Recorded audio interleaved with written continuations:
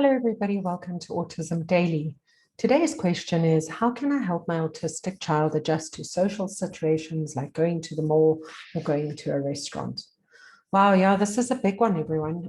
I think any parent with a child with an autism spectrum disorder has, experienced the wrath of the meltdown or the tantrum within a public place. Our children battle to sit in restaurants. My own daughter struggles tremendously with anything related to group-based activities. So we've decided to kind of, give you our top 10 tips, bearing in mind that not every tip is going to work for every child. And, the children are different. So I would go through them. I would prepare a couple of them and keep trying them as we go along. All right, so let's look at top tip number 1, timing. Okay, guys, a sick child, a hungry child, a tired child is just not going to do well in a mall. They're not going to do well in a restaurant, and the same goes for the autistic child. It's even more so for the autistic child. The child with an autism spectrum disorder is so driven to routine that, if the child has been rushed out of the house before their 9 o'clock breakfast, or, just on lunchtime, when in their mind they're expecting to have lunch, and mom and dad are now sitting at a restaurant that's very busy, and lunch is just taking too long. So we need to consider our children's routines and make sure that they are totally and utterly comfortable, and that it's a good time for them to actually be taken in. We tend to be very spontaneous. We tend to just very quickly just decide, and if an order takes an hour to get to the table, it's not a problem. For our autistic child, that can be a problem. And it may be worthwhile to give your child a snack before you take them out for lunch, or to arrange with a restaurant to take your child's lunch separately. Phone his order in before you arrive there. Just make sure that the timing of your visit to the public place, the restaurant or the mall, is actually within a time where you know that the child isn't tired, isn't hungry, and definitely don't even attempt taking your child out when they're feeling sick. The second one is, top tip would be to prepare for public outings. So preparing the child, it's a little bit easier when the child's a bit older, and if there is communication, you can kind of enter into that conversation with the child and speak to them about it. When the child is younger and the child becomes very distressed in public places, we'd recommend the introduction of things like social stories. You can tune in again when we talk about social stories to find out a little bit more about what they are. These social stories is there to help explain to the child where we're going. Children with autism often struggle with transitioning from one activity to the next. So they may transition very badly from being in the car, which is sensory-wise a very happy place, into a mall. That sensory input is very different, and they can't understand why is this happening or what's happening.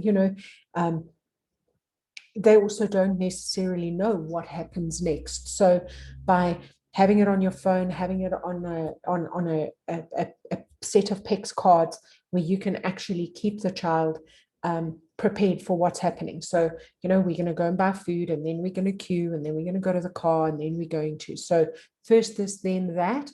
Very important, helping the child prepare them for what happens next, where we're going, and what to expect. Just on that note, guys, it's very important, even for the parents with babas, to not for 1 second think that the children don't understand. I know that when the littlies are very, very small, often we speak to them and they just don't respond to their names. And for many parents, they'll feel like the child cognitively may not be able to comprehend what they're saying. This is not the case. The children do understand. They just process things differently, and making eye contact isn't always easy for them. So top tip number 3 is easy does it, but do it often. Now, this is one of those, guys, don't take your child to the mall for 4 hours conversations. I know you want to go and try on every outfit, or you want to go and look for the perfect little black dress, or the, very comfortable new pair of shoes. That is not the time you take your child. with autism spectrum disorder. You take your child in, you show them around, you take them out. Make sure there's lots of positive reinforcements.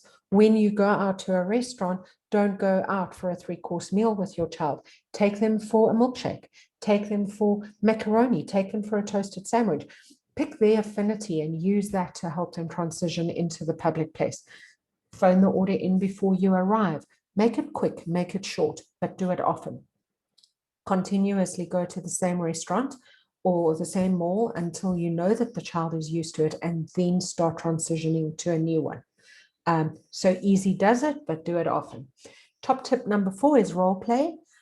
This can be very effective, maybe more so with a slightly older child. Role play, going into the greengrocer, what to do, what happens at the till. These are kind of games. It's almost like a form of play therapy that you can do with your child at home that will help your child. Top tip number 5, comfort items. So most little auties do have some form of comfort item. For my daughter, it's Simba or it's Max from The Lion King or The Secret Life of Pets. Try and take that item with you. You know that, maybe the iPhone is going to help you, or the iPad is going to help you. Use that during a time of distress. Don't necessarily reward for bad behavior, or not even necessarily, don't reward for bad behavior, but use it as positive reinforcement. You can use it as a distraction if need be. Tip number 6, sensory essentials. If you have a child that is struggling with auditory input or visual input, and you know that they're sensitive to bright lights or to lots of noise, then take those noise cancelling headphones with you. Make sure that maybe your child has got a pair of glasses. Those are the things you take with. Make sure you don't leave them at home. Tip number 7 is involving your child. Get your child to push the trolley. That's going to give them sensory input. Get your child to reach for the butter and the groceries and pack them in the bags. All of that's going to give the child input, which is going to also distract them. It also gives them that sense of purpose. If the child's a bit older and you're walking around with a basket, get them to carry the basket. Maybe you push the trolley and you give them a basket just for a couple of items that maybe you're buying specifically for them that they can carry around. Involving your child can be incredibly positive and have incredible results. Top tip number 8 is distraction techniques. This one is one that you kind of need to keep up your sleeve for in case things go wrong. I always have a couple of things up my sleeve that I just know that when things, don't go the way they should, and my child is going to start going into a panic attack or having an anxious moment or go into a meltdown, that I've got a few distraction-based items on hand. This can be anything from, a favorite sweetie to maybe an electronic device or something that they love, their affinity, a car, or a figurine. Number 9 is strategize your exit. I think this is probably one that doesn't necessarily help you get into it, but it's going to help the next visit be a lot easier. If your child is distressed, if your child gets into a situation where they really are not coping, getting out is very important. No matter where you go, make sure you are prepared to leave when a crisis occurs. You do not want your child being distressed within that shop or in that restaurant, because I promise you, you are not going to get them back in there. And this often happens in dentist's office. This happens in doctor's rooms. My GP, if my Maddie is at all distressed, I load the GP into the car and we drive around the parking lot. So we need to help the child not be distressed. And the more you do that, the easier it is to take your child back. Once your child has had a very hectic episode in a restaurant or in the local spa, chances of it happening again the next time you go in is very, very, very high. And then top tip number 10, positive reinforcement. Guys, I can never speak enough about positive reinforcement. On the contrary, I have an Autism Daily section dedicated to positive reinforcement. Always reward for good behavior. Always reward when the child has tried. Make it special. Make it something that, even when it's not 100% perfect, make sure that, you give your child that reinforcement that they need. Guys, I think probably my biggest top tip is that you need to understand that our children can do it. They can learn to do it.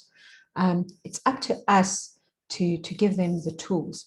And for children that go to schools like our school, it is much easier because we work on group integration. We work on sharing. We work on coping with sensory input within a group environment on an everyday basis. We teach our children cooperative behavior and listening techniques and self-regulation techniques on an everyday basis.